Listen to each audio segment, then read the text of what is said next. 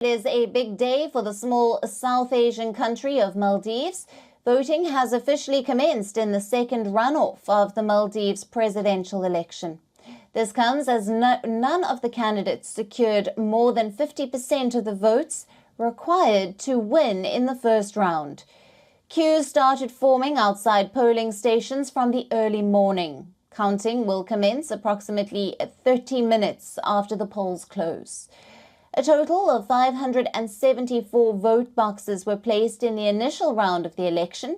However, 12 additional boxes have been placed for the second round, increasing the total to 586. This election is also seen as a referendum, which will decide whether India or China will have a grip, as both the countries are vying for influence in the South Asian island nation. Now, the race has come down to this. The 61-year-old incumbent, Ibrahim Mohamed Solih, he is seeing a re-election and belongs to the Maldivian Democratic Party. Now, during his time in power, he has firmly returned the Maldives to India's orbit of influence. Solih bought a grant of $250 million from India at a time when the country was struggling. The COVID-19 pandemic forced border closure and shut down Maldives' tourism industry, which is the lifeline to its economy. However, many analysts criticize Solih's record on governance. And 45-year-old mayor of the capital Male, Mohamed Muizzu, now he belongs to the main opposition party, the Progressive Party of Maldives. He is currently the mayor of the capital city and has been unapologetic about his pro-China positioning. In the run-up to the polls, he has even pledged to expel Indian military personnel stationed in the Maldives.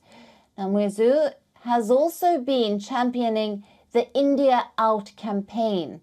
If voted to power, Muizzu could change the geopolitical dynamics of the region.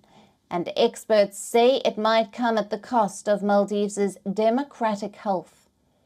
So, on paper, there are only two contenders. But there is a larger geopolitical battle at play here between India and China. New Delhi and Beijing both have poured hundreds of millions of dollars into infrastructure projects, which means that election results in the polls could be key in deciding the battle for influence.